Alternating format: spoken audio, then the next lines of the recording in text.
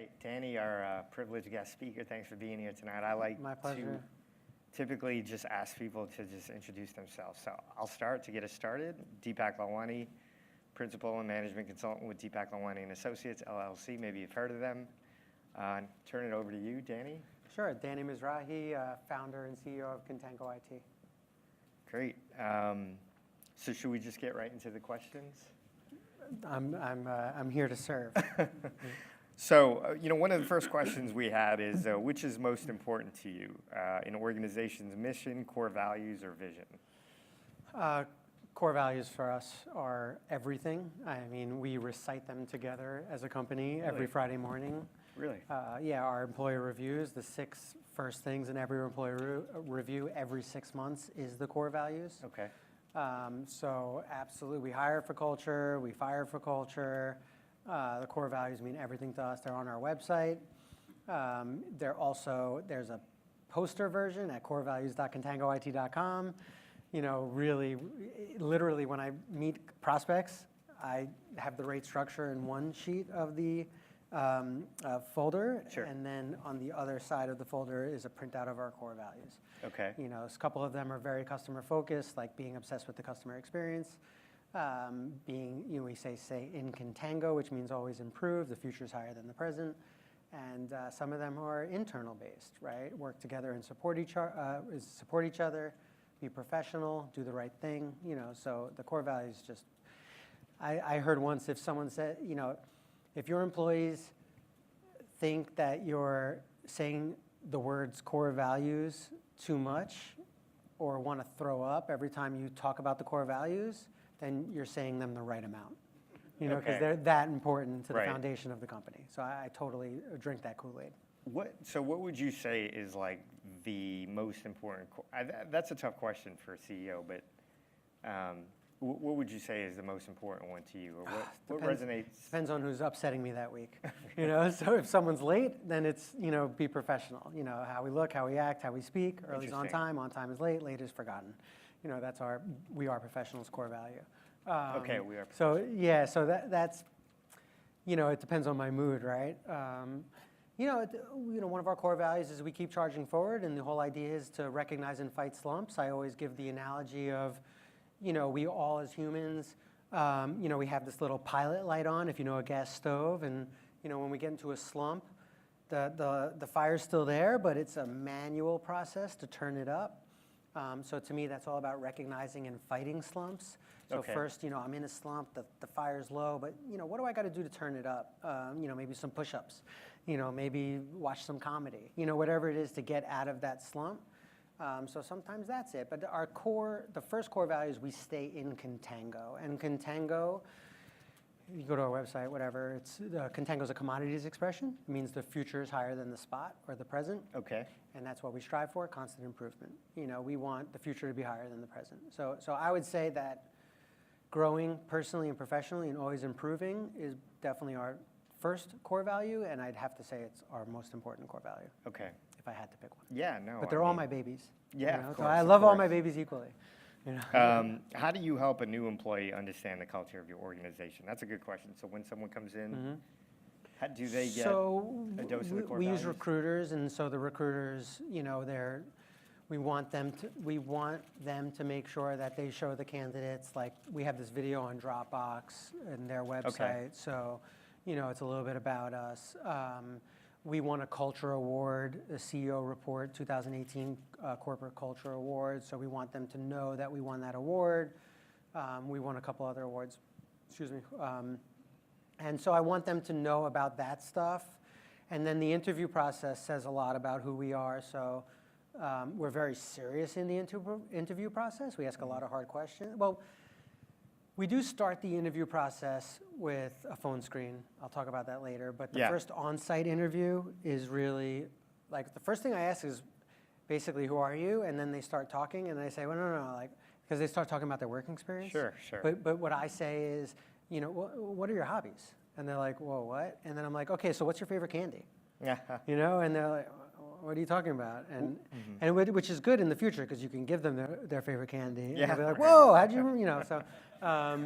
But we ask them a lot of personal questions at the beginning just to try to loosen them up, you know, see what they're all about, get them comfortable, which is good and bad, by the way, because all of a sudden they think they're in a comfortable environment and, you know, might say something they regret. Right. Last night I was late for 5 minutes because I swear to God, true story, because I was binge watching Daredevil on Netflix. So I was like, okay, that's why you were late. Okay, cool, you're done. You know, so, but at least, you know. Right.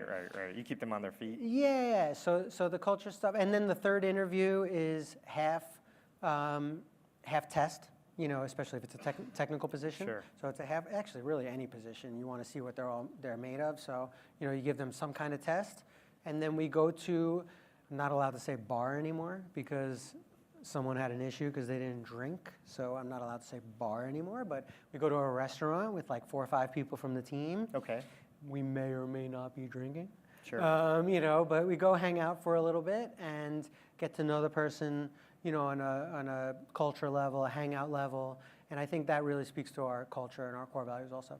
Okay, like the ability to get along with your other coworkers. And we've had employees. situations where they act like a total idiot at the bar, and you know, some of those people that are like one-uppers, you know, one-uppers. Oh, sure. You know, so sometimes there's one-uppers where it's like, well, I'm better because of blah blah blah. I was like, oh, I'm freaking glad we got this guy out for a drink, so we know that he's just going to be annoying every day, you know. So, you know, there's little tricks that we use to see about the culture of someone, and also like I'm not hiring people that, to be very honest, I'm not hiring people that when I'm, you know, as IT consultants, when I say what are your hobbies, they're like, you know, I'm a DJ on Friday nights and I stay out late and party. I'm like, no, I want your hobby to be video games, okay, and building computers. You know, if it's a tech position, you know, it depends on the position, but we hire for culture. You know, we hire for people that are similar to the other people that they're going to be hanging out with all day.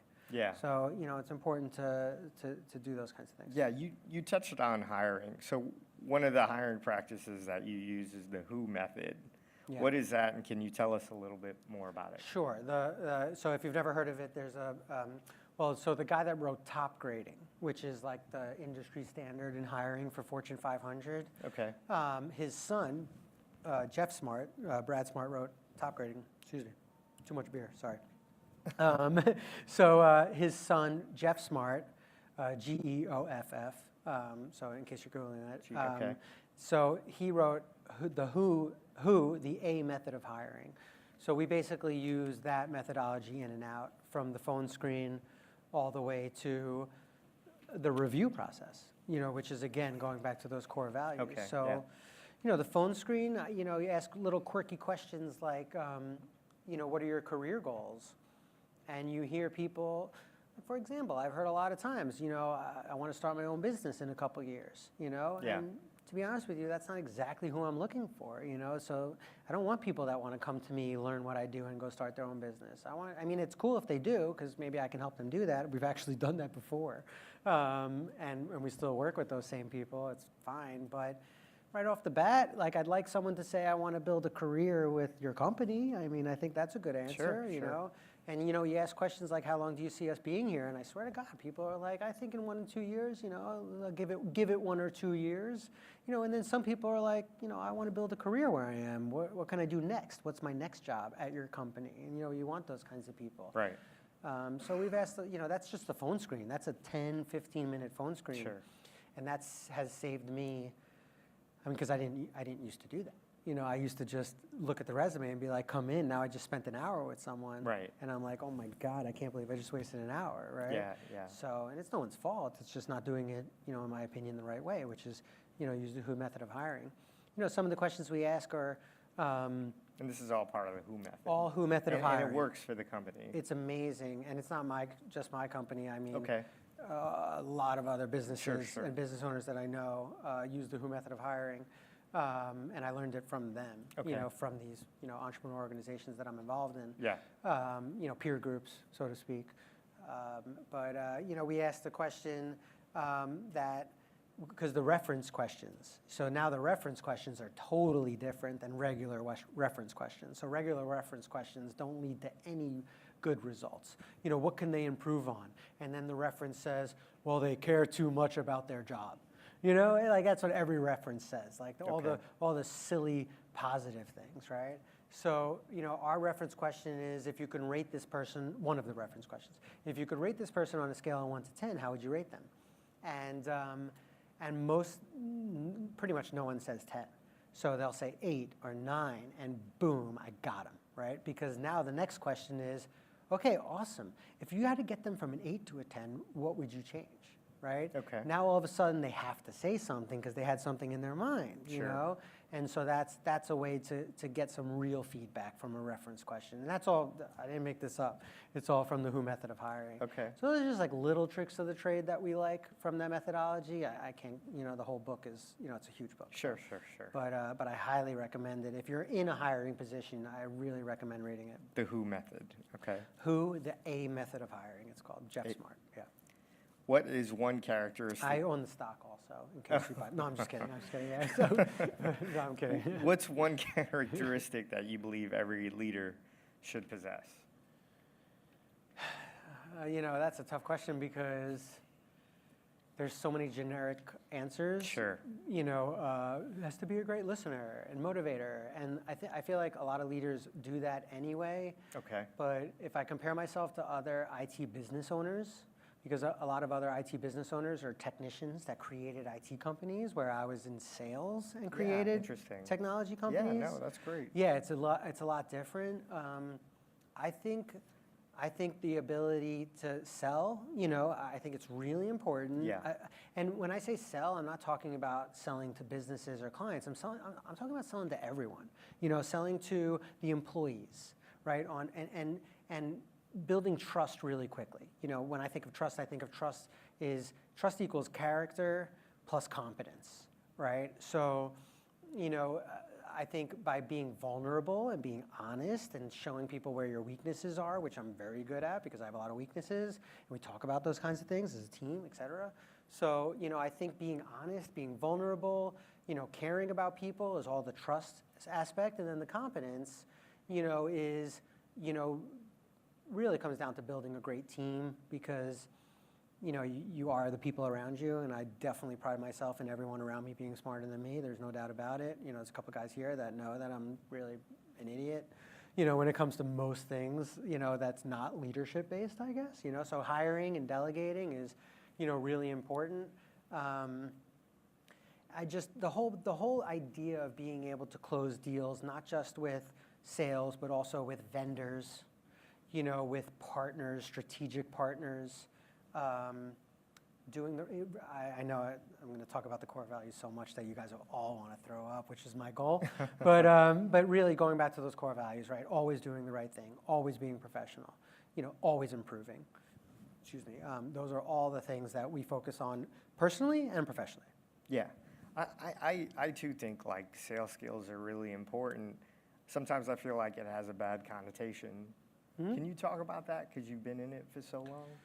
You know, I'm sure you've come across. I think sales is important. The used car salesman idea. Mm-hmm. How do you overcome some of that? Because I think sales is. Well, I have a lot to talk about that, and my wife has a lot to talk about that too. You know, with me being a salesperson. Yeah, you know, right. So, you know, I just think that as long as you know where your moral compass is, you know, I think as long as you know your moral compass is pointing north. Right.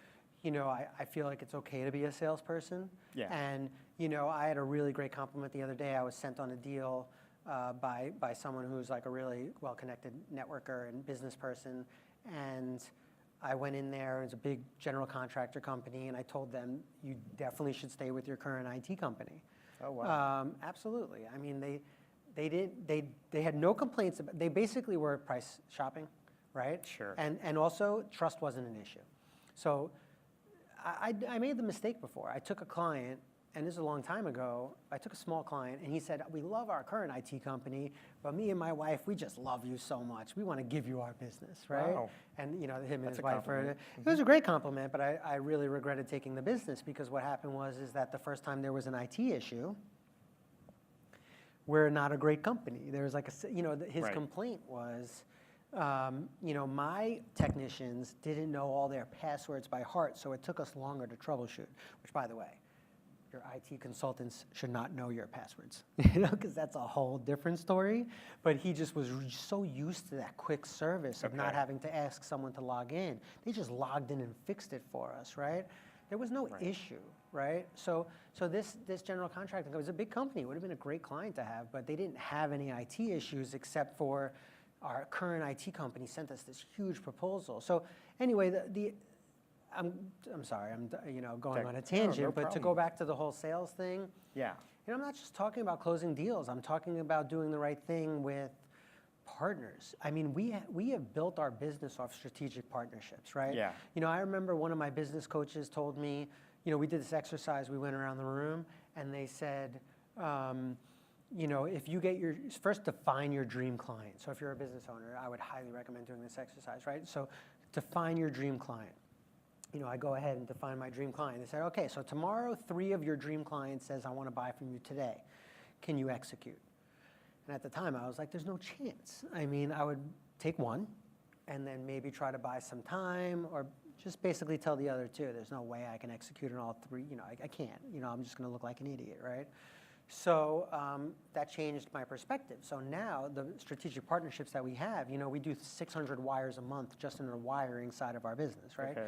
And we can't do all of that internally. So we have our core internal team, but if we have to scale out, I know exactly where to go. Custom programming, we go through ups and downs on custom programming projects. If I need to scale out, I know where to go. Okay. And we have strategic partnerships that we've been working with the same companies to help us scale that come in as Contango for 5-6 years, and by the way, are they perfect? No, but that's my point. We go through ups and downs together because you're creating these relationships, as opposed to just closing a deal. So I just think that sales has that negative connotation, but closing deals is not about sales. It's about building beautiful relationships. Yeah. It's not, and with clients too.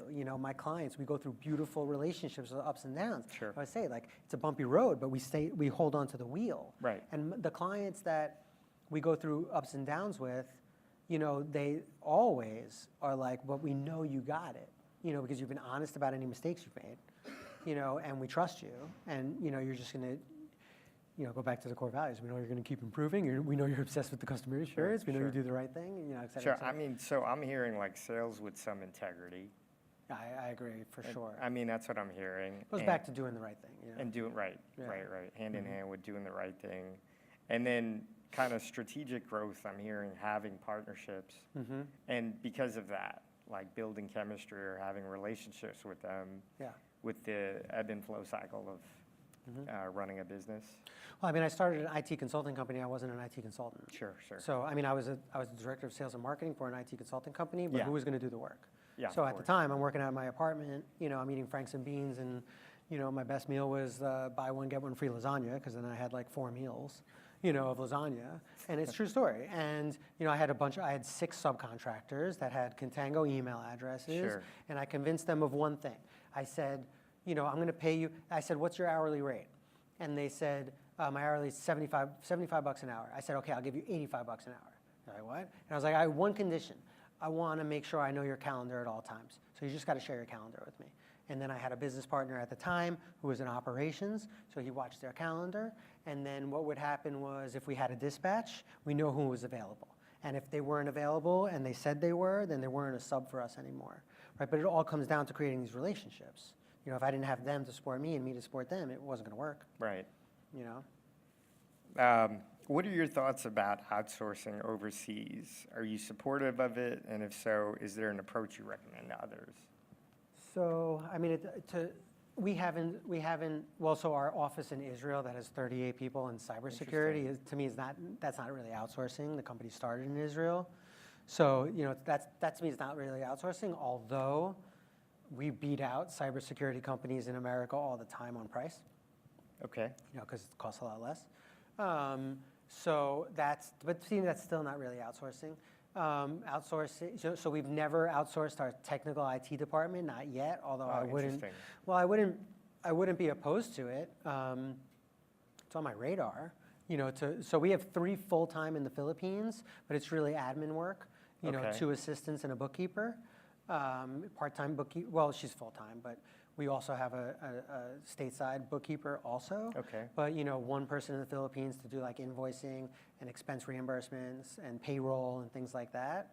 And then 2 full-time in the Philippines that only manage me, which is basically writing emails, writing follow-ups, follow-up on sent proposal, touch bases, check-ins, anything CRM related, anything email related. So all the admin stuff, and this kind of goes back to, I don't know if you're familiar with Tim Ferriss's like Sure. 4-Hour Workweek. Sure. So if you've read 4-Hour Workweek, it's a fun book. It's not like the best business book, but it's a really fun book to Right. read. But Got a lot of traction. yeah, absolutely. And it's really a lot of it's about outsourcing. And a lot of Okay. it's about your to not do list, right? So your to not do list. So I kept track of my to not do list for months. Okay. Right. So for months, I put everything I did on I put everything I did on a list.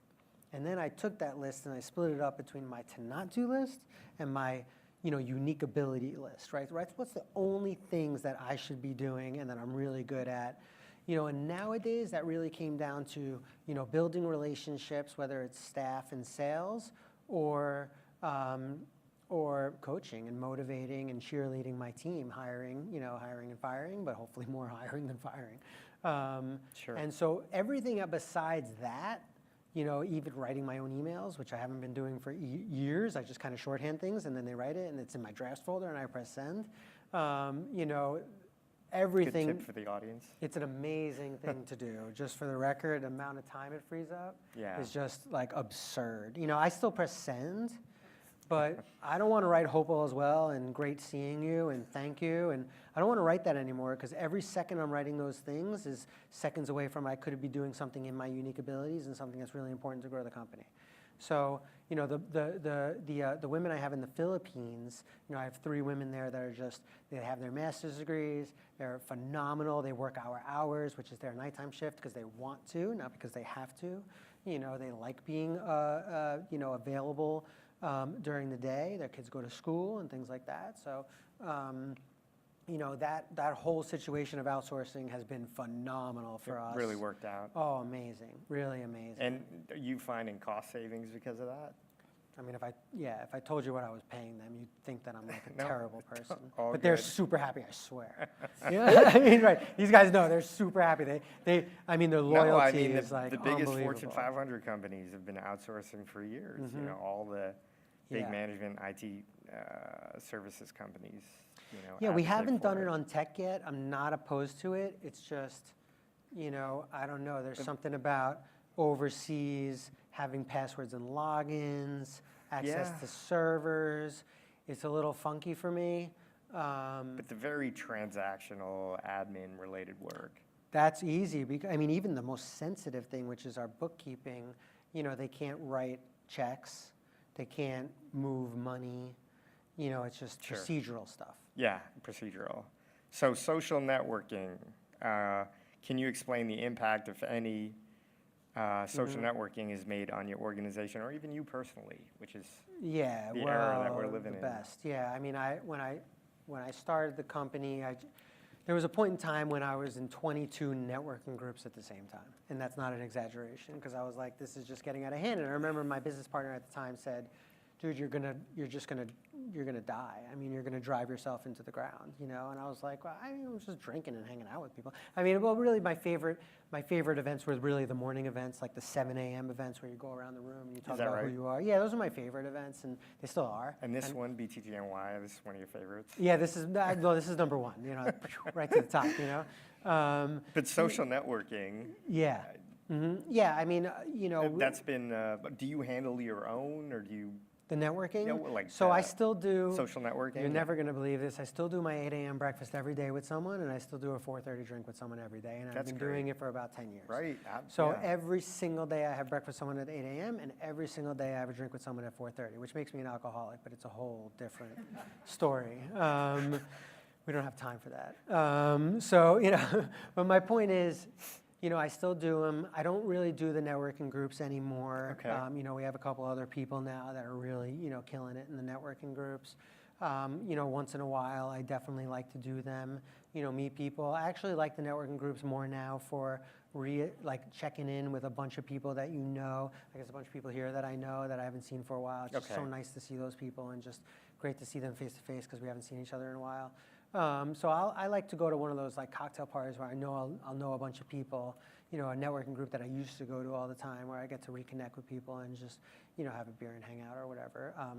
But the networking, the real thing for me was always, when I do my breakfasts, and I still do them every morning, if you're at Cucina above Grand Central at 8 a.m., you will probably see me at my table, which is like one of those, places right above Grand Central, like in the Cafe Centro and all those. So I'm there pretty much every day at 8 a.m. But when I'm at those meetings, I'm really focused on giving. I mean, if you're doing networking and you're not focused on giving, you're doing it totally the wrong way. Yeah, say more about that. Like why, have you find that giving drives more business for Contango? Is that just something you believe in? Well, so I was doing it and then someone said, that's because you read that book, Never Eat Alone, right? And I'm like, actually I haven't, and I've since read it. But they were like, oh yeah, so there's this statistic in the book where it says that basically most relationships are not built for 12 months plus. But if you give first, if you just give something, and I always think about the 3 I's, invitation, information, introduction. If you could do one of those 3 I's, then you can shorten up the time frame of creating a strong relationship to about 3 months. And they had some statistics. To support that. Yeah. Well, 27.8% of statistics are made up on the spot. I don't know if you know that. Oh, I didn't know that. But yeah, so no. But the point is that they had some funky statistics around it. But I do believe it, and I swear to God, it's been working for me. I do think that invitation, information, introduction. As soon as I leave that, send an email. I think you guys need to connect. You guys are gals, obviously. Send a lead. If you could send a lead, right? Forget about it. That's the best. But sometimes I can't. So, I'd like to invite you to this event.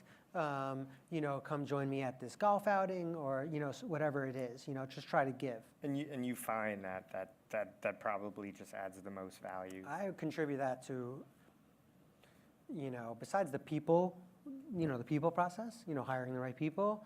I mean, it's got to be like 90% of our success is giving, because then it just comes back around, Yeah. So, and giving, touching base, out of sight, out of mind is important. So you just do your touch bases, with everyone. So one more question, and then we'll take it to the audience. Yeah, sure.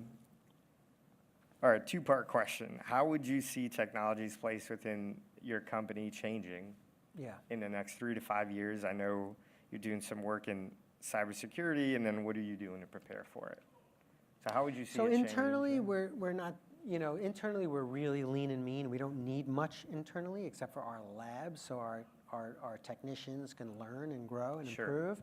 But we don't really need anything. I mean, even we had this debate about like, should we go to Slack? And it was like, interesting, right? Yeah, should we? All right, if someone wants to sell me the idea of going to Slack, then I'll pay for it. And no one really was able to do it, because we have like Google Hangouts, and then we have this custom portal where we have like our wiki or whatever it is, right? So we didn't really need Slack, but we're pretty lean and mean. I would say it's, very culture-based. The technology is culture-based, right? So sit-stand desks, right? We had a conversation today with someone, happens to be sitting right there, where I really want him to own his environment. I don't, sorry to put you on the spot, Samir, but, I said to him, I was like, you came to work here and you're sitting in, what used to be someone else's desk. I don't like that. I want you to own this environment, whether it needs to be a sit-stand desk, whether it needs to be a treadmill desk. We've done both of those things before. Yeah, to make it work. Do you want bigger monitors, smaller monitors, Mac, PC, whatever it is, So, and then, the only other thing I would say is, remote access. I think that video conferencing and remote access, there's cost savings in not having everyone come to the office, so that's a whole different story. So I think a lot of companies are going to a remote workforce. I don't really like it because I like everyone being together. I'm all about like the unity and oneness and all that hippie stuff, or whatever you want to call it. But I do think that remote access, video conferencing, I think that's really important. And as far as in general, cybersecurity and privacy is really, privacy is probably our hottest focus right now. It's just, privacy, personal identifiable information, penetration testing, ethical hacking, all around making sure that companies store their clients' personal information properly. So that's like the biggest thing, Yeah. Well, let's open it up to the audience. Any questions for Danny tonight? My name is Zeke. I work for a company by the name of Intermedia Group. And I've hired consultants in the past. And it's interesting, there's always that saying that salespeople aren't made, they're born, right? Some old adage. But obviously you've had to change that paradigm by saying, I can make them become salespeople, right? Talked about your core values. But what are 3 points that you see in an individual when you're interviewing them that you say, okay, this is a consultant, not from a technical, from a personality perspective? Well, so actually, to the first part of your question, I am on that school of thought. I don't think, consultants, we separate, we have a very, we have a wall. Maybe I shouldn't talk about the wall. Is it too political? Any kind of walls right now? Or no, no, but we really have a wall between the consultants and sales. Okay. Us on the sales team, and I'm really on the sales team more than the consulting team, is, we say we're not the brains behind the operation, we're just the mouth, right? So, we really want to keep up that wall. The consultants, when they're talking, they should be billing, technically, so they shouldn't be selling. So I am from that school of thought of really dividing them. Now, it can, are there consultants that are better at seeing opportunities, upselling? That's a little bit of training also. A lot of it is, I explained to some of my consultants, just remember, like, what would you do if it was your environment? Because sometimes they forget about that. They forget, they take instead of, they follow instead of lead, right? So, the client says, I want this, this, and this, and they don't ask why. They don't understand the purpose behind it, and then they do what they say, as opposed to saying, and it's okay if they're shy, because a lot of the consultants are shy, but they can come back to us and say, look, the client wants X, Y, Z, but if it was my environment, I would do ABC, right? So then, and then on the sales side, we can help with that. We can help explain that. We can follow up for them, have their back, right? Because we are a team, and we maximize strengths and minimize weaknesses. So the best consultants, I think a lot of companies fall into trouble when, and I'll be honest with you, I think probably law firms and accounting firms fall into the most trouble with this, right? Because they tell a lawyer and an accountant, if you want to make partner, you got to go sell. It's like, I've never sold in my life. I'm a nerd, Right. and so I'm an accountant. I'm a numbers junkie. You want me to go sell all of a sudden? And then they bring in sales trainers for them, and teach them how to sell. They're never going to learn how to sell. I mean, they're accountants, right? I mean, some of them are great, but by the way, the ones that the technicians or the consultants or the lawyers or the accountants who can do both, guess what they really are? Business owners. They're IT consultants. They start their own companies because they can do both, because they could talk the talk and walk the walk. I was only able to talk the talk, which is a little bit of a disadvantage, but I would say the best accountants that have the most interpersonal communication skills, they might be starting their own thing anyway. So you're not really looking for sales engineers. You're really looking for one side or the other, because there's that middle ground, right, where you have your sales engineer. I guess, well, to your point, we do have, so we call our senior consultants. So we have a couple senior consultants that come out and do our first engagement with the customer, which is a needs assessment. Sure. And those consultants are better with people. And you know what it really comes down to? Confidence. It really does. They have more confidence, therefore they own the room better. And one of our core values is, to be professional, how we look, how we act, how we speak. And those senior consultants look like this. And that happens to be very helpful in a meeting also. Most IT consultants are wearing polos and jeans. And I think it's a nice differentiator for us. And I think it helps command the room a little bit and build confidence. So I feel better when I'm like this. I do. I feel more confident. Being archaic, but sounds the old IBM model. I guess so. I quite guess true. so. Yeah. Other questions for Danny before we get back to networking? How about one or two more? There's competition out there. What's your innovative edge in terms of good technology? question. What are you doing that other similar companies Sure. are not doing? On the IT consulting side, the MSP side, Yeah. So Managed that service provider? yeah, so we have really strong differentiators there. So Great. one of our core values is to do the right thing, and we call it a fiduciary style of IT. We don't have monthly fees. We don't resell products. We don't mark things up. We only want to get paid for our time. It's a very different model than most consulting companies, most managed service providers. Right. Specifically, Right. yeah. That's interesting, right? No monthly subscription. Nope. We call it a fiduciary style of IT. We don't want to make anything we want to make money on anything except for great time, right? And it's more like a law firm model. It's more like an accounting model. Sure.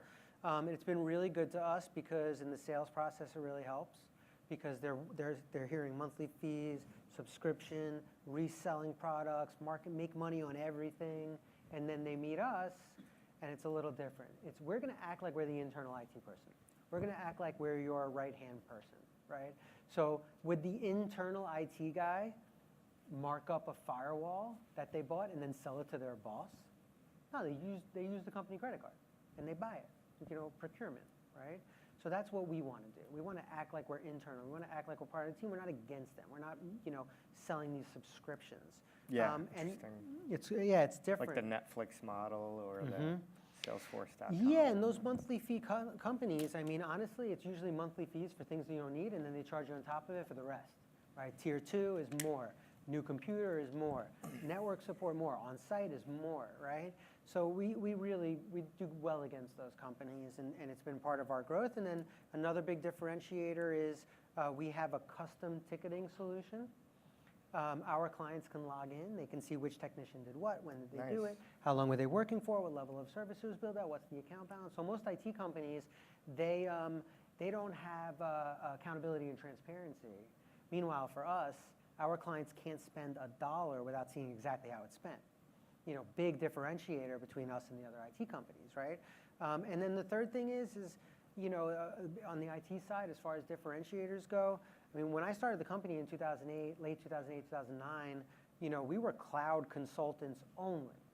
So we kind of always have been one step ahead, forward thinking, ahead of the curve, whatever you want to call it. And I feel like that's where we are with cybersecurity, right now. We've been doing cybersecurity for so long, and other people are just starting to catch up to us. Great. So I feel like we've always been one step ahead. And then we have we're 2,400 on the Inc. 5,000, fastest growing companies in America. Yeah, so that's pretty cool because, it's a credibility checker. People like to see that it's not just talking the talk. We have some really good statistics around us in terms of growth and being in Inc. magazine and, Smart CEO. We were 50 fastest growing companies in New York. We won a culture award. We're on Dropbox's website. There's a video. We call these credibility checkers, right? So don't take my word for it. Take the third party's word for it. So, I think these are all differentiators between us and the competition. I don't know if that answers your question. No, I'm just kidding. It seems like it did. I'm just kidding. So, last question for Danny, and then we'll just And I didn't tell him to ask that, but we do have strong. But it's a lesson, honestly, in differentiation. You have to differentiate yourself to be able to sell.